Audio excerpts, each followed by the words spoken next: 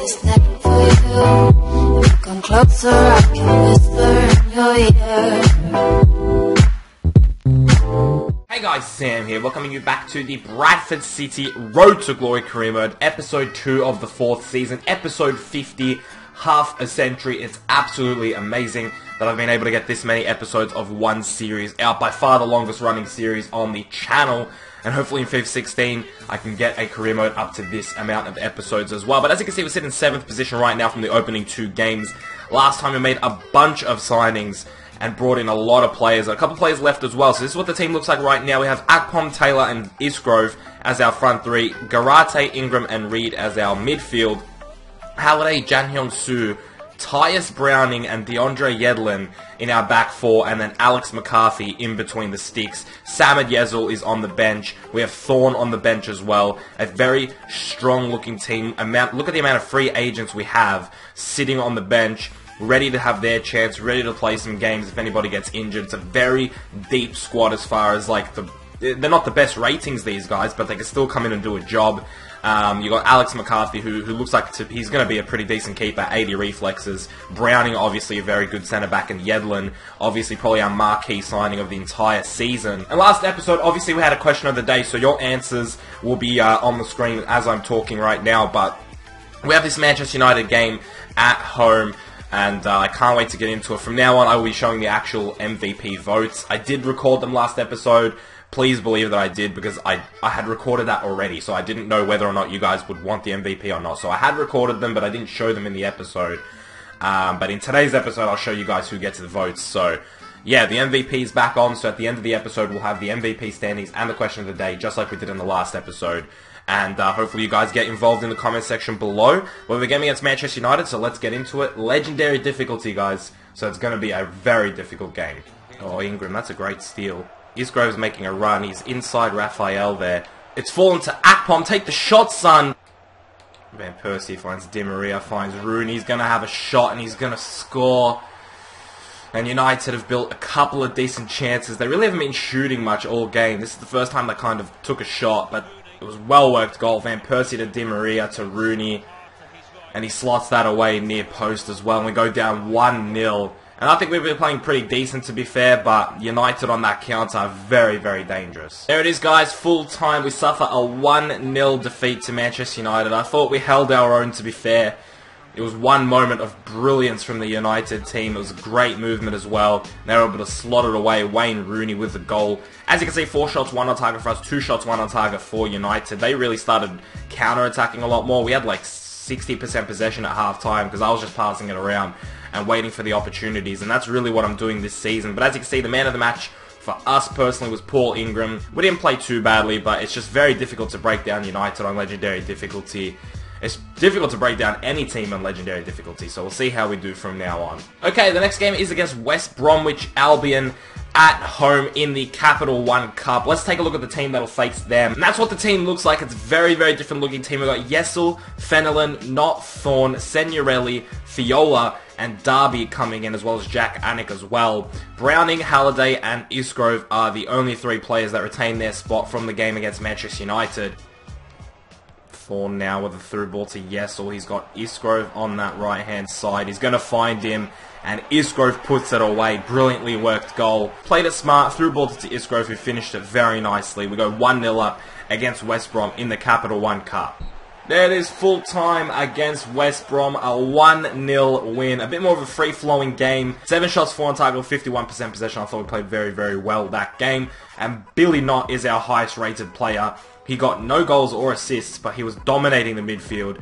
Got a couple tackles in as well. Look at that. The most tackles, along with Senurelli, who I thought played well as well. But Billy Knott, absolutely locking shit down in that central midfield. He's such a good player. Unfortunate that he's not really the starting central midfielder, but he's such a good player, and he pulls out a 7.7 rating to earn himself an MVP vote. Okay, so I can confirm one last signing on deadline day. Lim Ha-rum, a South Korean from Charlton Athletic, and you might be thinking why I'm signing these guys.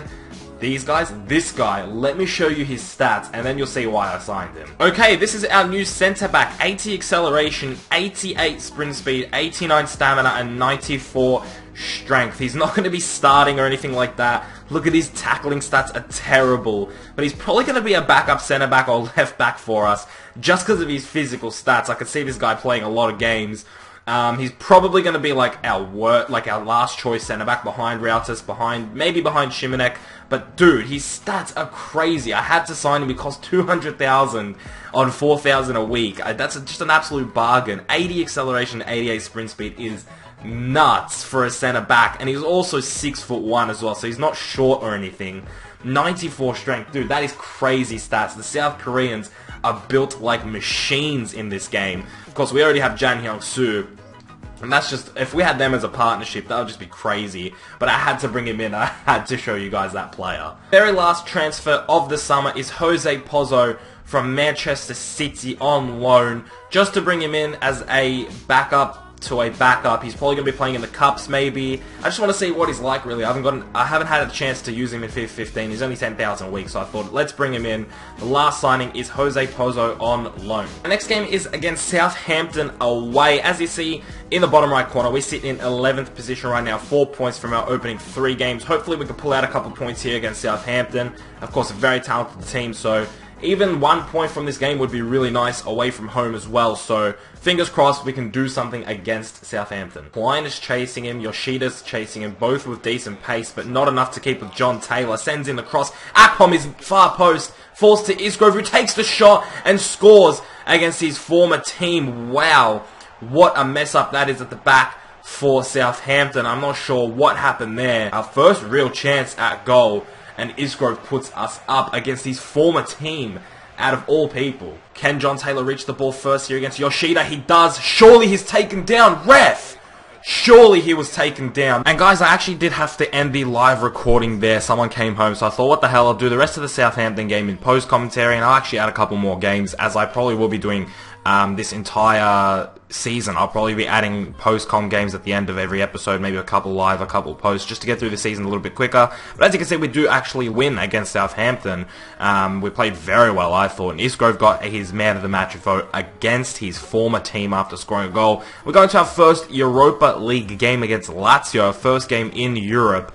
Not really something that I'm focusing on, not something that I think we can do well in, to be fair, especially considering Lazio and Braga are in our group. I'm assuming that they will be the two teams going through, and us and Shamrock Rovers probably will not be. And as you can see, Filip Djordjevic scores a goal against us really early on and put Lazio on the front foot really early. And it was just a reaction goal pretty much, like it just came to him and he just headed it.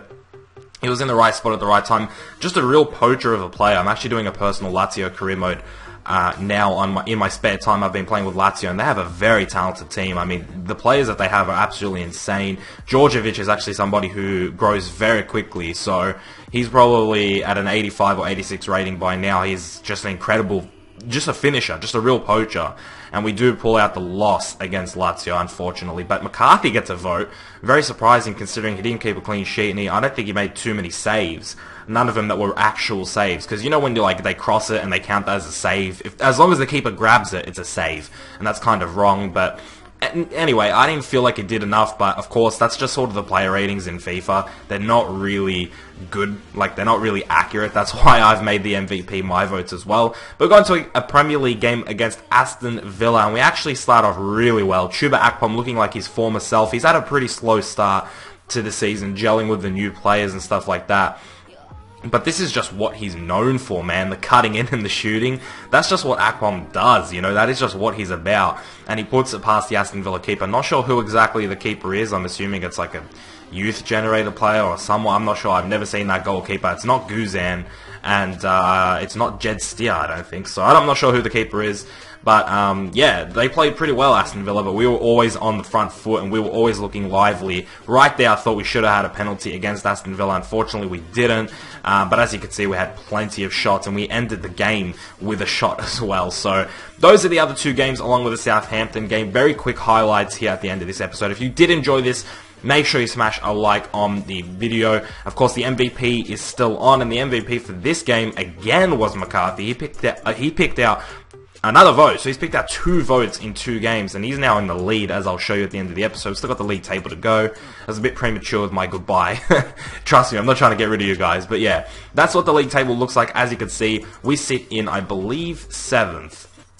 It's kind of small on my screen. I believe we're 7th at the minute, but you know, there's still a lot of time in the Premier League for us to either gain or drop. You know, it's just a really long season. But yeah, that is how the MVP standings end at the end of episode 2. The only player with 2 votes is McCarthy, of course, and then we got Anik and Darby with 1 vote each. We've also got Jan Hyung-soo, Ingram, Knott, and Isgrove that aren't there. And the question of the day today is, which team will you be doing a career mode with when FIFA 16 comes out? What's the first team that you guys want to pick? Make sure you leave it in the comment section. Give me a reason as well.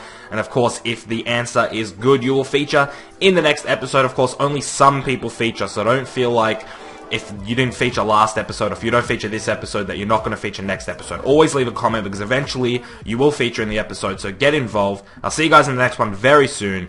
Keep it real.